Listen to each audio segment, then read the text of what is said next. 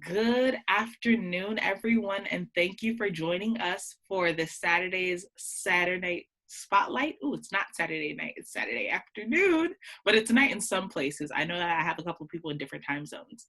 So I'm going to go ahead and introduce our teaching and education spotlight speakers. I'm going to start with Miss Imani Simmons. If you've had a chance to read the bio, wonderful. If you have not, here is a recap. Hello, my name is Imani Simmons. I graduated from Towson University in 2008 with a Bachelor's of Science in Middle School Education, English, and Social Studies. Teaching middle school has always been a dream of mine, as many of my middle school teachers had a positive impact on my life during one of the most challenging times of my childhood. It is my passion not only to teach, but to mentor, support, and shape the minds of future generations. As I enter my third year of teaching at Tacoma Park Middle School, I will serve as the SGA advisor, in which I will support students in developing their leadership skills and work to ensure that they have the voice in school and community affairs. Students do not often realize that they have the power to make a difference and promote a social change within their school community. My goal is to also help students get involved and collaborate with local organizations in the Silver Spring and Tacoma Park area.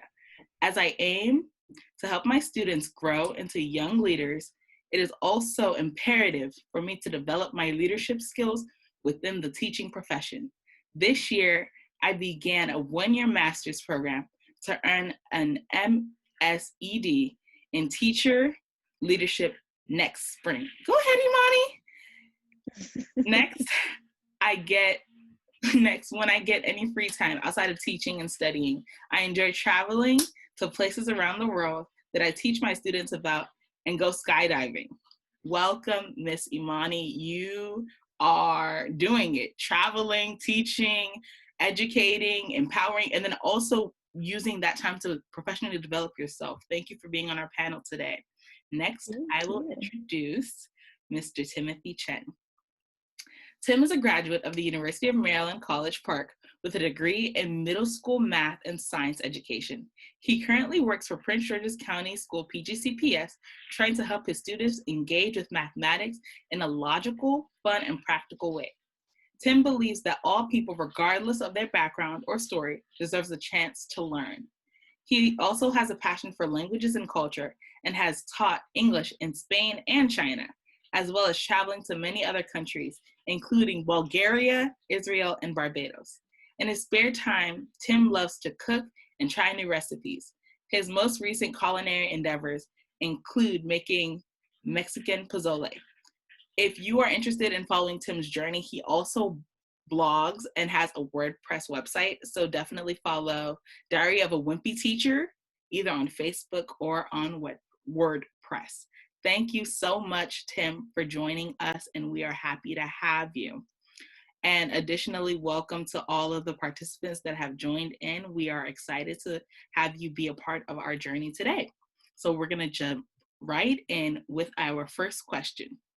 Ms. Imani, can you tell us what you consider to be your favorite and least favorite part of your job and or industry?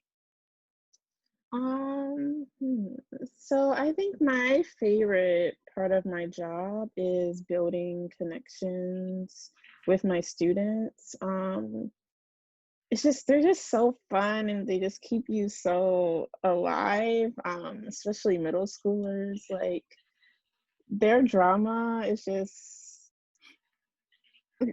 I don't even have words.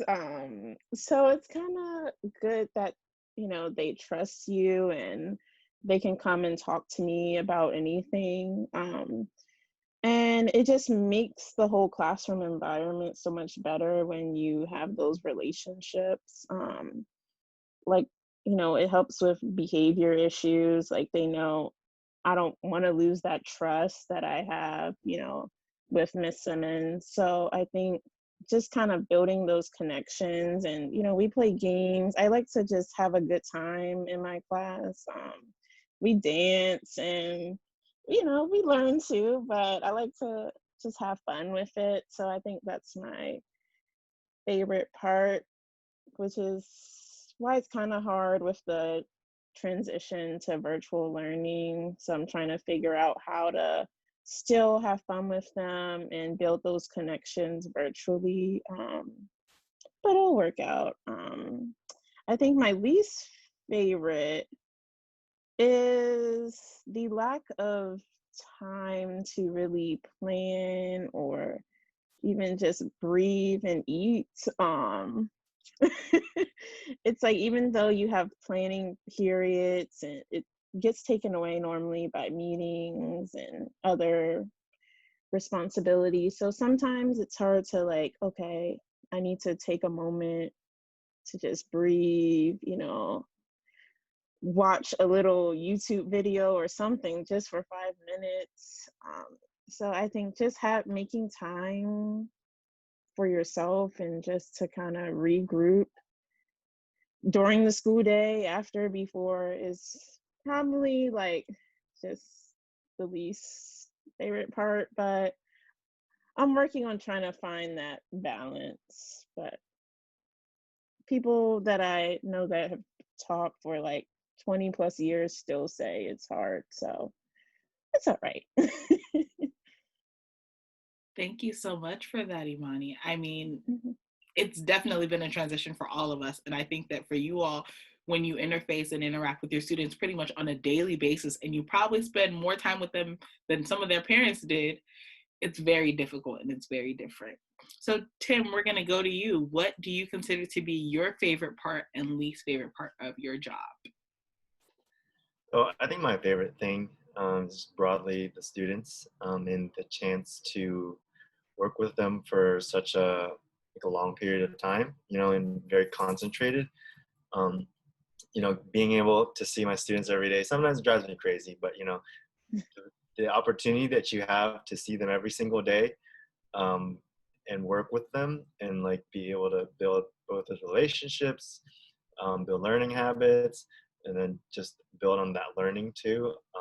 I don't know. I think that's really what draws me to this job as a teacher, to be able to um, just have the opportunity to be in their lives in such a kind of meaningful way, and be able to impact them hopefully in a positive way, um, through having that opportunity. And so it's like when teaching gets tough, as teaching always does, the things that really uplift me are those moments where a student has like a aha moment, or like those moments where you realize that you made a difference on a student, or the moments even where you're just feeling down and your student says something stupidly funny and you can't help but laugh.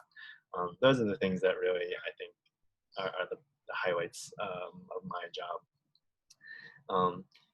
And as for the worst thing about my job, I think I dislike the most, obviously it depends on when you ask me that. Sometimes I'll tell you it's the students, sometimes I'll tell you it's the parents. But I would say probably for me, the thing that I dislike the most is kind of all the bureaucracy and the kind of all the things that are outside of your control as a teacher, that you either have to kind of watch out for, that you have to kind of, or that you're mandated to follow, or like in terms of like having to get kids ready for testing, having to follow all these different points of the curriculum, or even just at your own local school, all these different rules that you have to follow, or different methods that you have to do. For example, at my school, sometimes the math department wants us to teach kids to do it all one way. Or so that's kind of, universal across the school. And it's like, well, I want to teach them that method, but I don't want to force them to have to use that method. I want them to be able to use whatever method they want. Um, and so sometimes just kind of feeling the outside pressures and all the other things that are outside of my control, outside of my classroom. And sometimes not even anything that anyone in the school system can do, just like dealing with kids who have really broken families, and there's not really anything that, that's we can do about it. So I feel like there's just a lot of things that are outside of my control as a teacher that makes things a lot more difficult, and especially the things from within the school system that make it more difficult for me. That's probably the worst thing for me. But also having no real time to eat lunch is also pretty annoying, as I think Imani mentioned. But yeah. Thank you for that response, Tim. I mean, I could not imagine dealing with so many systems and then system within systems and then rules for the rules and the standards for those rules as well. I mean, it's a lot to juggle and a lot to manage. And so, talking about juggling and managing, we're going to jump right into our next question. Tim, how do you balance your passions, your purpose, and your profession? How do I balance my passions, purpose, and profession? Or sorry, can you repeat that one more time?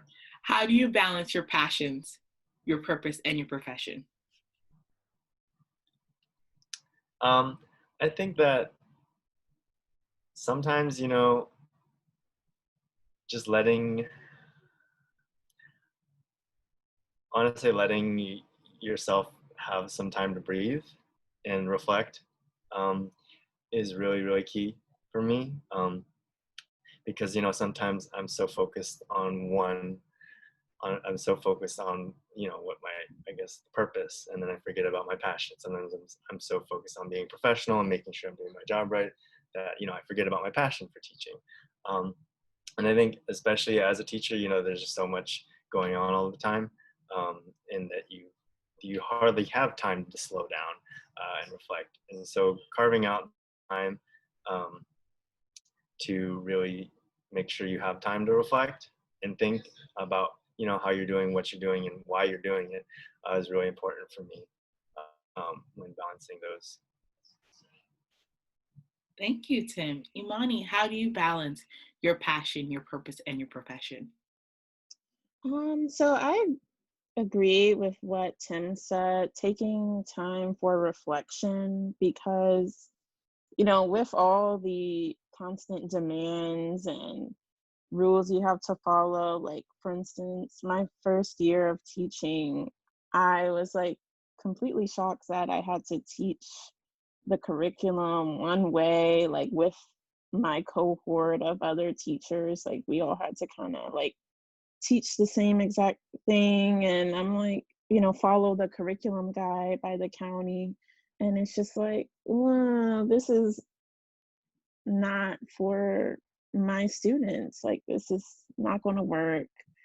So I just felt like very stagnant, like, oh, how can I really fulfill like my passion to engage students and make learning fun when I'm like given this set like guide to follow.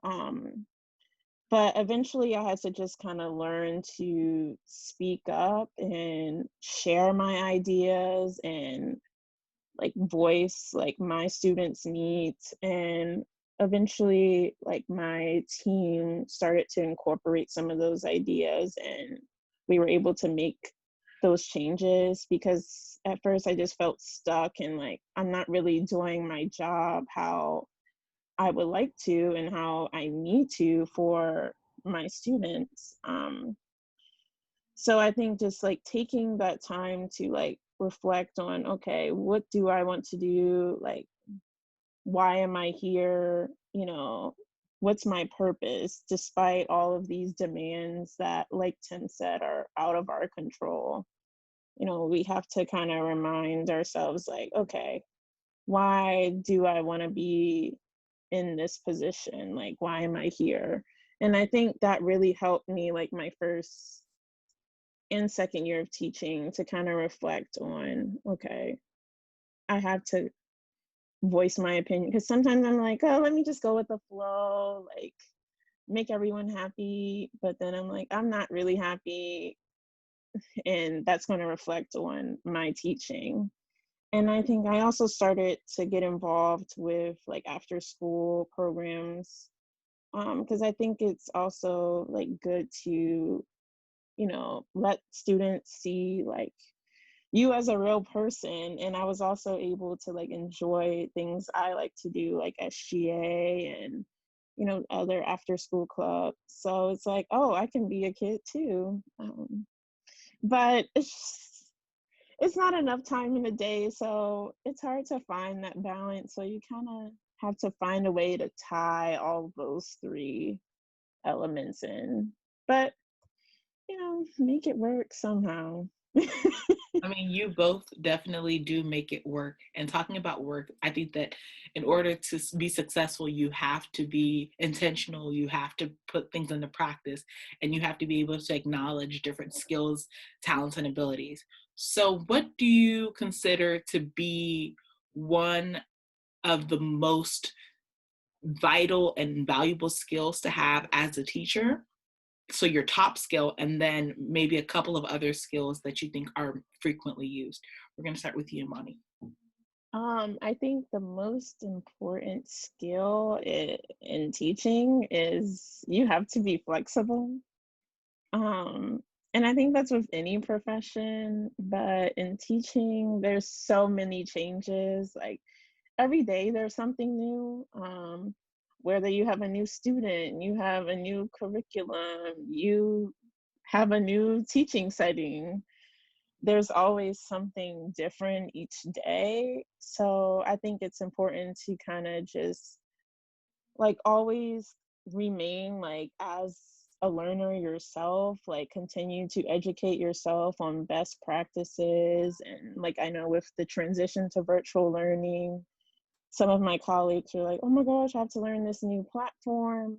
But I think it's for the benefit of you and your students and the parents. So I think you just kind of have to adjust and, continue to educate yourself. And because there's always going to be changes, it's not going to be the same practice, the same strategies. Like it's not a one size fits all to teaching, so you have to remain flexible at all costs. Like I'm always like ready for whatever change I'm going to see in my email, what's happening next. I'm like, okay, let me just prepare myself. But I think it's also important to collaborate and work with colleagues, not just in your school but like in the school system and other school systems, because you can really gain new ideas and even like professional development that could benefit you and your practice. So that's why like I always try to reach out to my friends that I know that teach at other schools, and I'm like, okay, I'm having this issue or I'm trying to do this. Do you have any suggestions? So I think just keeping like your network open and collaborating even with parents, that's probably I think the two most important skills for me. Thank you so much for that. I completely agree. Flexibility across the board, especially in the day and age that we are in now. We do not know whether it's gonna rain, whether it's gonna snow, whether we're gonna have heat, whether we're gonna have power, whether we're gonna, find a vaccine. We don't know anything. So flexibility and just being open-minded is very important. And then collaboration, I second that motion wholeheartedly. Tim, what do you consider to be the most valuable skill to have as a teacher? And then any other skills that you also consider to be important? Yeah, I'm just going to echo what Imani said about flexibility. Really, if you don't learn to be flexible, kind of just go with the flow and figure things out on your feet, it's gonna be a lot more difficult for you as a teacher. Um, which, as we're all seeing during this coronavirus, if you got to figure out, or like there's no other option. You got to roll with the punches and figure it out. Um, and I always say that like teaching is an art.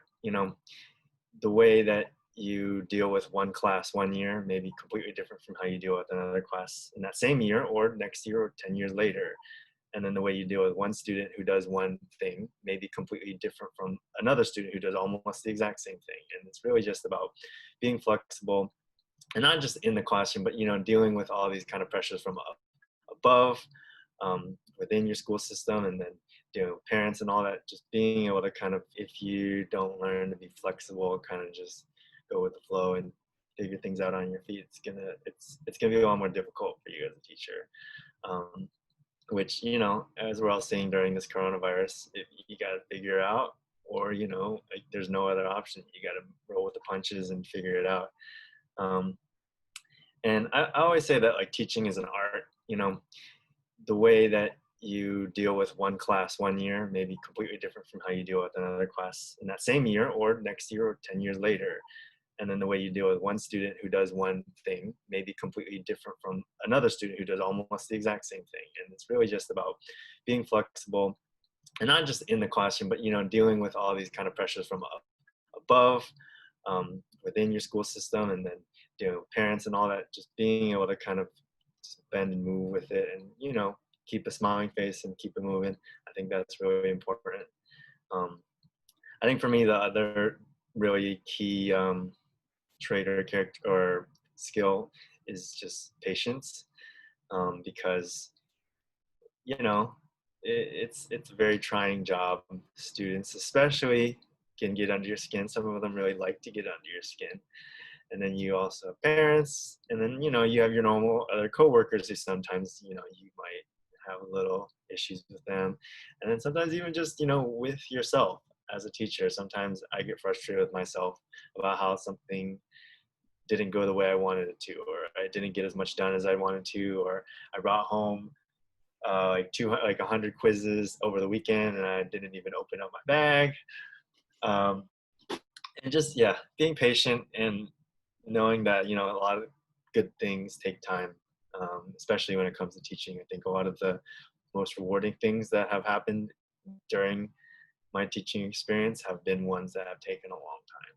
And just recognizing that, we just need to be patient sometimes and just hope for the best and keep on moving. That's really important. Otherwise, it can, if you're too short-sighted, it can be extremely frustrating. So. I completely agree. As someone who equally is juggling a lot of things, I think everyone on this call is juggling 1 to 100 things at the same time. So you always have plans and make provisions, but patience is the last piece that we kind of throw out, and we're like, no, we're gonna just make it happen now. And you're like, no, you should probably wait. And when you don't wait, you have to go back and fix things. So being able to be patient, being able to be flexible and understanding, I think are very important. So being flexible and being understanding, that to me comes down to one key facet, one key aspect, which is communication. I think that regardless of where you are or what you do, communication is very essential and very vital to getting things done or stopping progress in its tracks. So can you both give us a deeper or an insight into how communication has changed for you while you've been in your profession, and also how it has changed during this pandemic? Tim, we are going to start with you.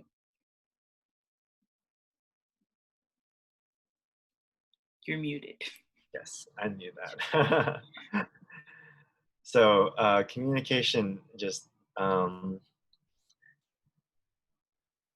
I feel like is something that it's something I think about a lot these days when I look at how my students communicate with each other and how they communicate with me, or don't communicate with me. Because, we're living in this age of technology, and a lot of their communication is, through the internet or through whatever, their phones, devices, whatever. And yeah, sometimes I wonder, how well they're able to communicate outside of that. And it's nothing that I'm not one of those people who think that, like the invention of the cell phone is the end of the world for every other form of communication. But I do notice its effects on my students, and just kind of being kind of in between. Like I grew up without all that, but as I was kind of getting older, I started getting introduced to it while I was still young enough. So I get kind of more or less both sides of the aisle. And I think that's definitely helped me to be able to adapt to this kind of current coronavirus crisis. Whereas I know a lot of other of the more experienced teachers have been having a little bit more difficulty kind of navigating this. Obviously I still have difficulty. It's tough, like trying to communicate with students when they're in your own classroom is hard enough. Sometimes it's just hard breaking through, or even getting a response from students sometimes. And then when you just don't even see them at all you have are email, Google Classroom, all those, and anything online, and it just makes things even worse. But at least I'm thankful for having that kind of advantage of knowing my way around a little bit and understanding a little bit about how their brains work, and how they kind of deal with online communication. Yeah, did that answer the question? Yes, it did, very much so. So Imani, what do you perceive to be one of the changes or some of the changes since you've come into the industry in teaching? And then also, how has the pandemic impacted the way you all communicate?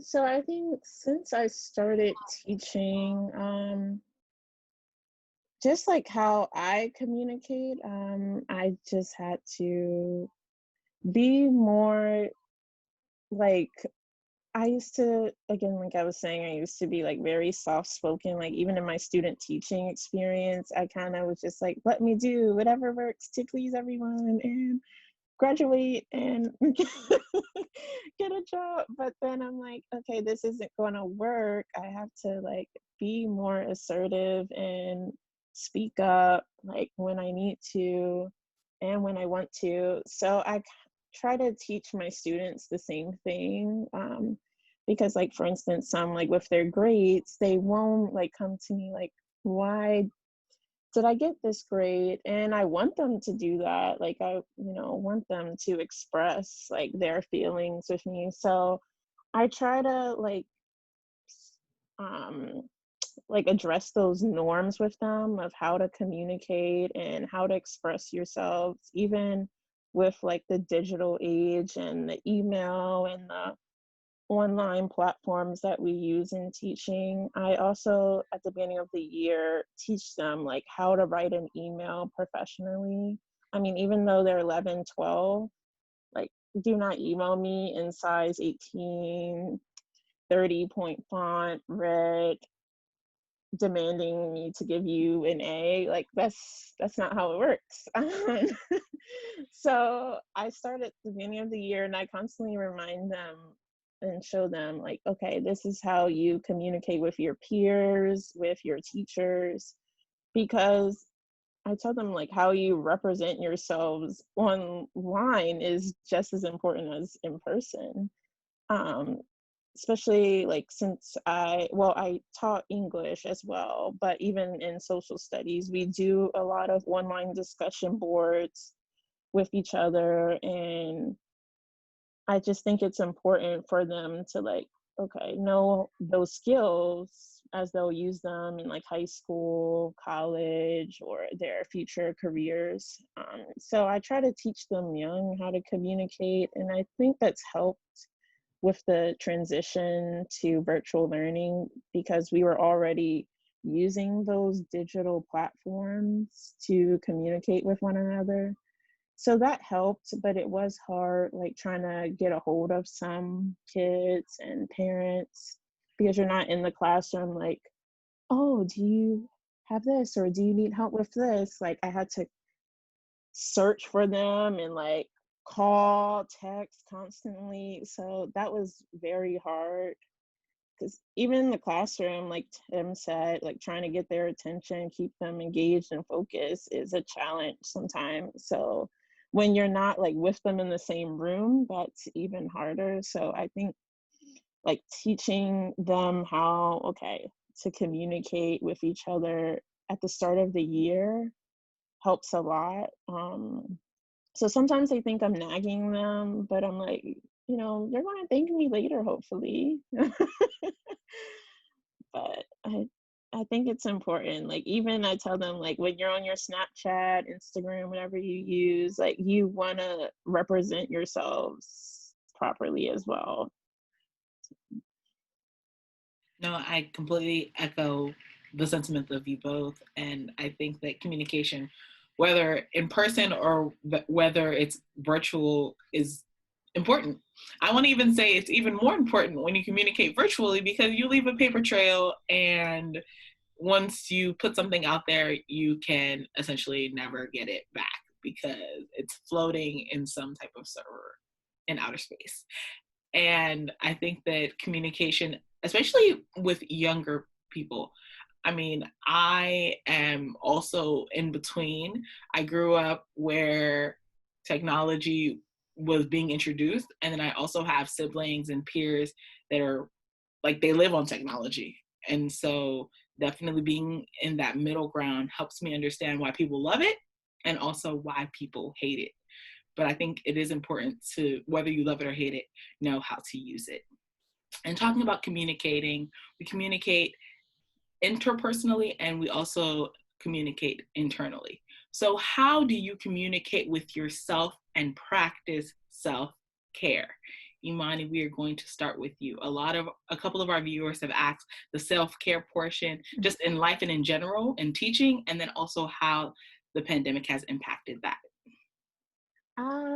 I think in general, how do I practice self-care? It's just, I mean, I just really started early, like 2019, like getting myself together, um, because I realized I was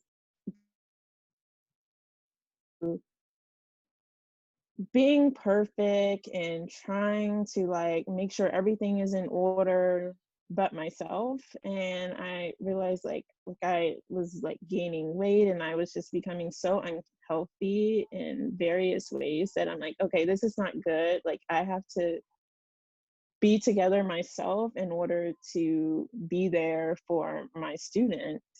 So I just started like exercising. Like after school, I would leave after school and go straight to the gym. And even with the pandemic, I just work out at home online every day. Like I make it part of my schedule, because it really kind of helps center myself and also like feel good. So I would even like take my gym clothes with me to school, like to make sure that's where I go when I leave here and that I leave the school building on time. Which sometimes that didn't happen, but I would give myself like a 30-minute cutoff. Because I think for teachers especially, like I tell all of my like friends that are just entering the profession to not take work home. Don't do it. It's I did it my first semester of teaching and I was staying at school. I was getting there early, staying late, like the last person to leave, besides the building service workers. It was just me in there making copies, and I would bring work home to grade. And I was like, okay, this is not the life. So I made sure, like, okay, let me dedicate time during the school day or come in a little early before school to get everything done. And that has helped so much because I was overwhelming myself with dedicating like 20 hours a day, it felt like, to being a teacher. And I'm like, okay, I have to find myself again. So I think leaving the work at school, like once my 30-minute deadline had passed after school, whatever wasn't done, I'm like, okay, it's going to be there tomorrow. So I think that really helped me to kind of just feel better. Like when I would come in the next day, I just felt like brand new and I was able to really give the best to my students and to myself. So I think just like in general, self-care, just making a schedule, like even if you have to build a schedule and a planner, like, okay, at this time I need to do this, I need to go take a walk, or on Thursday I need to have lunch with a friend. Whatever you have to do, like make time to do something you love, even if it's just for 30 minutes, an hour, like go hang out with some friends, like coworkers, especially like there's always like those happy hours or events after school or after work. Like try to, go to those. I didn't really my first year. I went to one and I was like, this is the best time ever. Like, oh my gosh, people, and we're not talking that much about kids or like students. And so I think that's important, like to take advantage of those opportunities to socialize, even at lunch. Like, I want to get better. Well, I can't this year, but hopefully. I wanted to like eat lunch with my coworkers more and not sit in my room and like grade during lunch. So I think just taking those times to just breathe and like look, the work is going to be there. And yeah. No, I mean, I think that that is so important. It's so easy to get caught up or say, okay, let me do this one more thing. And then after this, Mhm. I'm done. And then an hour, 2 hours have passed and you're still in the same spot and you didn't finish all of it, but that 1 hour, 2 hours could have been used for yourself. So I think it's definitely important to be able to think ahead, to plan, and to make sure that it's a mandatory thing that you take time for yourself. Tim, how do you practice self-care in life and as a teacher? That's a great question. I do want to touch upon what Imani said about emails. I think I should need to start like a two-part lesson in the beginning of the year, how to write emails.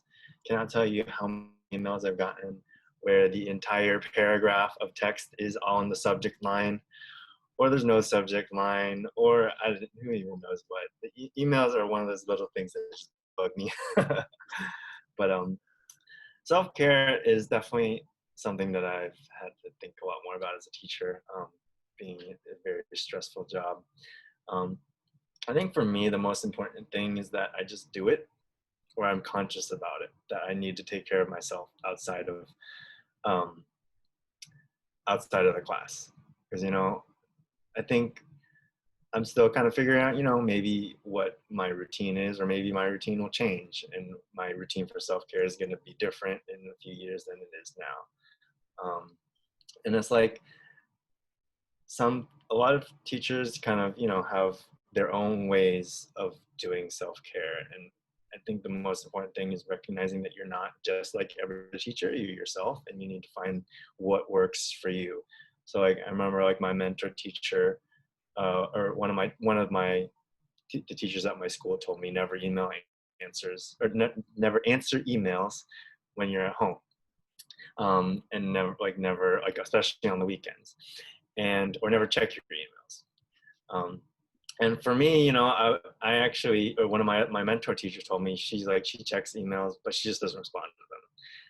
And then, for me, I realized I actually don't mind reading emails. I just don't respond to them until the weekend's over. And that's what works for me. Whereas other people kind of need that, they need to really just be in a different mind space and block that out. I know for a while I also didn't take work home, which I think is definitely very important for some teachers. But for me, I found that um, as long as I'm very methodical about what work I take home and often I do it, then it can actually help me um, not be more stressed out at work. I remember in the beginning of the first year, I was just doing a lot of work. Um, Either at work, and like Imani said, like it was just me and the custodial staff, and I mean, I was real good buddies with the custodians there. um, they would always tell me to go home, and so sometimes I would be at home doing my work. It would just be a different place, and that was just, I don't know, it wasn't the thing to do. And um, then I tried not taking any work home, and then it just started kind of piling up at school.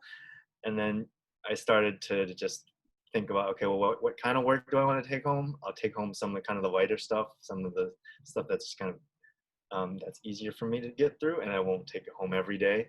And then for me, at least like this last year, I didn't really do any grading on weekends unless it was extreme. So I'd take some home on a weeknight, and then do it, and then during the weekend I wouldn't take any work home, or if I did, I wouldn't touch it. And those weekends for me were kind of sacred. Like, it's like, I'm not going to do any work on the weekends. I'm just going to relax. I'm going to enjoy myself, make some time for myself, do things that don't involve teaching, just be like, a normal young adult and enjoy myself. So, yeah. And then I think the last thing for me that has been helpful is just being reflective about my teaching, whether that's in my kind of personal teacher reflections or on my blog or just thinking about it. A lot of times, the stresses of teaching are magnified until you, or they're magnified in your mind. And when you kind of start to process through those, think through it and reflect on it, sometimes it becomes a little less daunting. And that's also very helpful for me. So, yeah.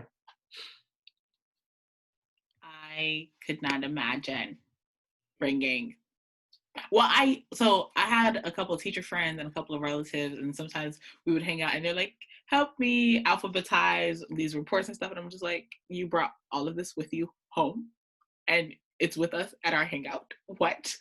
But then on Monday, I was like, how was it? And they're like, yeah, no, I passed everything back. I have an extra 30 minutes. Yeah, I was just like, wow. So it definitely does make a difference. I think it, like you both said, it depends on how you operate, what process works best for you, and also being able to recognize when you have to stop, because we are all, especially our generation, we're always on the go, and taking a break or stop seems to be like a crime, but it's not. It's important. And talking about breaks and tips and tricks, what advice would you offer to someone that is potentially considering being a teacher, or B, already a teacher in their first or second year? We are going to start with you, Imani. Oh my gosh, there's so many. One thing too, I was like going crazy inside when Tim mentioned the emails. Um I actually, one of my colleagues, I had a, quite a few parents this year, like, and students felt like they could email me at 10, 11 o'clock at night because, I always have a device near me and I'm always like, oh, so and so emailed me. Okay, let me answer their question, or let me send them a screenshot to like help them with something, not looking and realizing it's 11:30. So parents, got accustomed to that. And then I had one parent that constantly did it, and it was just like really overwhelming. And I had a few colleagues that were just like, we don't answer those emails after the duty day. Okay, don't do it because it's going to drive you crazy, and then they're going to feel like, oh yeah, Miss Simmons is always available like 24/7 to me. And it's like, you have a life, even though they don't think you do, outside of school. um so I completely agree with the email thing. And it's such a like small piece of advice, you would think, but it's so important because teachers, we get so wrapped into like always being on the go, like you said, and having to constantly like do our jobs all the time, that we have to like realize, okay, we have to do things we love, and then take a moment, take a break away from our jobs, to stay sane, because it's hard in the teaching profession to do that. So I think that's very important. I didn't realize that until this past year. So when we made the online transition, I was like, okay, I'm only going to answer emails at this time of day. I'll look at them, but I'll answer them like at this time, and nothing passed. And that really helped, because I would have gone crazy, especially with the amount of like kids asking the same question to your email 200 times, it felt like. Um, but another thing I would suggest is reaching out to your colleagues. Like, they're there to support you and to help you grow, and like, don't ever feel like you're alone in the profession, because like at one point I felt like that when I came to my school. I was the youngest teacher there. I was 21, a little baby, and they reminded me of that. So I was just like, oh my gosh, I don't know anything. Like, I'm afraid to ask them where the printer paper is. Like, I don't want to seem foolish, like, oh, this new teacher. Um, but I think it's so important to, ask those questions, get help from your colleagues, or even if you have like a struggling student, reach out to the parent, or other teachers who know that student. Like, don't be afraid to ask for help, like, because no teacher, like, no matter how many years they've been teaching, is perfect. Like, will never be. There's always like things we have to get adjusted to, whether that's different students and their needs. Like, there's no such thing as the perfect teacher or the perfect teaching style. Um, so I think it's good to kind of get advice and different perspectives from colleagues and anyone in the education field, because it can really like make you feel like, okay, I'm doing my job, like I'm okay. And if you need help in a certain area, like there's someone there for you.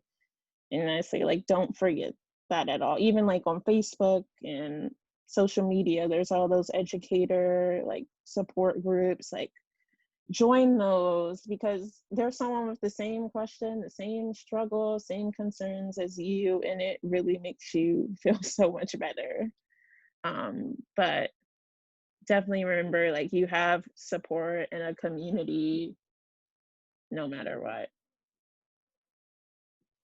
Thank you so much for that, Imani. I mean, I think that asking for help and being comfortable in your community is so important. And I think that also being able to set those guidelines for yourself and those processes and procedures, whether you do it earlier on or whether you do it later in the game, it will be helpful and beneficial regardless. Tim, what advice would you share? So for people who want to become teachers or are thinking about becoming teachers, the thing I normally would say is talk to a lot of teachers and go to a lot of classrooms. Obviously not right now during coronavirus, but when you get the chance, go to a lot of classrooms, work a lot with kids, work a lot with the subject you're trying to do, just test it out, see what it's like, and try to do as much as you can, or as much as, you'll be allowed to do, because teaching is, I mean, I think this applies with most professions, but you do most of the learning on the job. And especially with teaching, like compare my last year of my internship with all the other learning before that, I learned so much more. Just being there, being around teachers, being around students, and doing it. I think that is really going to be helpful for you to determine, whether that's something you want to pursue, or how you want to pursue it if you already have decided that. As for maybe a young teacher who's still in the first, second year, kind of trying to get through it, I'll just say that it does get better with time, and that you're not alone.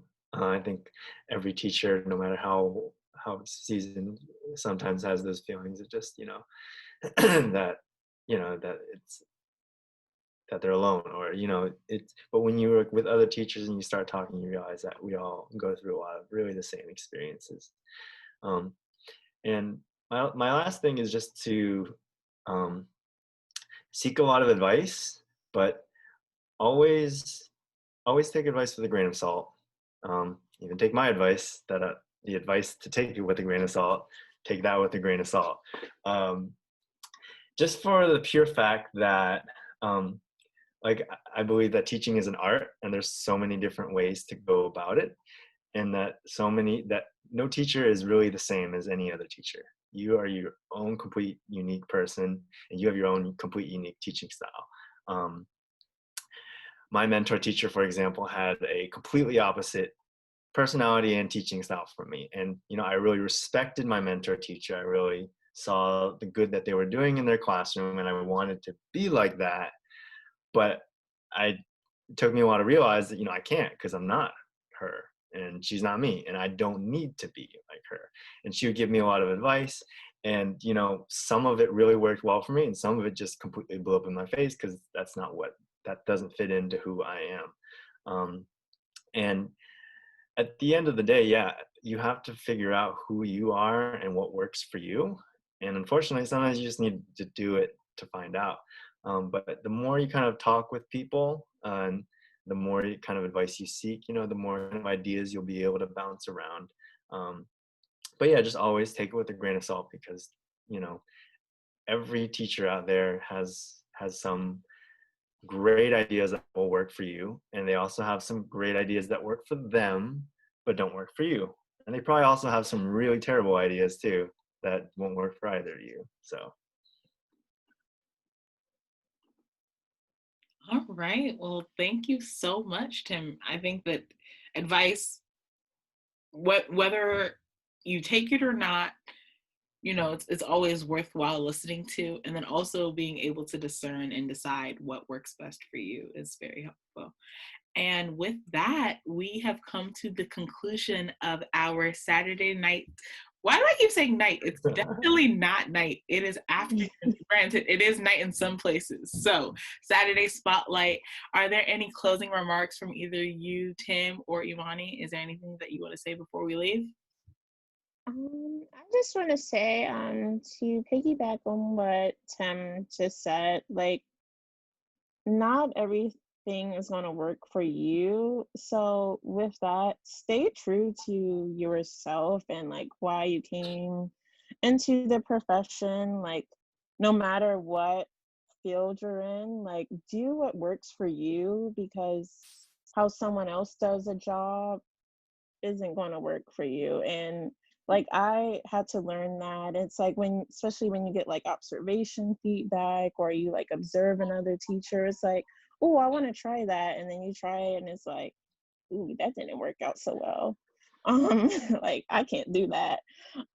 So like, stay true to like who you are, your personality, and like, don't change like for anyone but you and what works for your students. But it's not like a one size fits all thing. So what's going to work for like Tim might not work for me, or like anyone. So just like learn from, your colleagues, but also like do what's right for you and like what you feel comfortable with.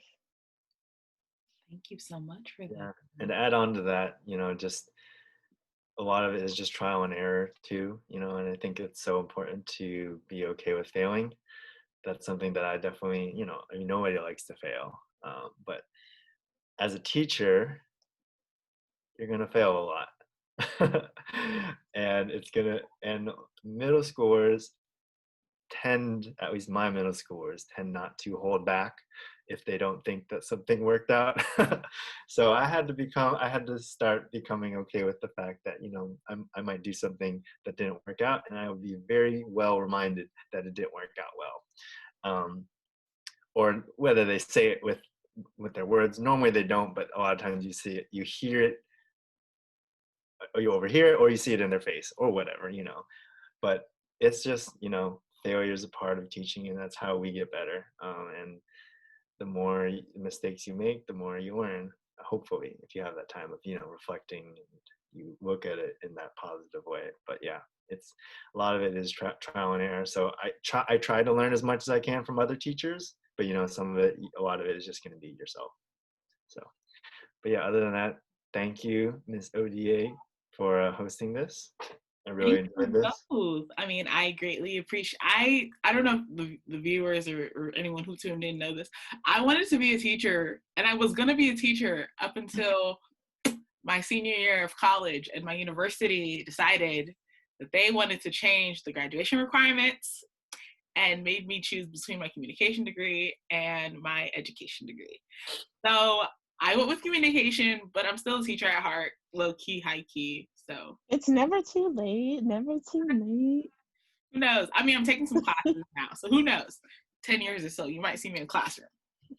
And with that, I want to thank our tuner-inners, everyone that tuned in to join us this Saturday for the session. Thank you for being a part of this Saturday Spotlight, not night session. And I also want to thank Imani and Tim for the tremendous job that you do both inside and outside of the classroom. I know that you may not always feel appreciated, but we see you, we hear you, we feel you, and we appreciate all that you do. And I'm going to close off with the more you know, the more you grow. So this session has definitely provided me with some insight, and I know that everyone that's listening in has also learned one or two things. So thank you very much. Thank you, Miss ODA, Yeah. and everyone. Thank you, Tim, and everyone who All joined right. in. Wonderful. So that concludes our Saturday session, and everyone have a safe and wonderful weekend. Goodbye. Bye.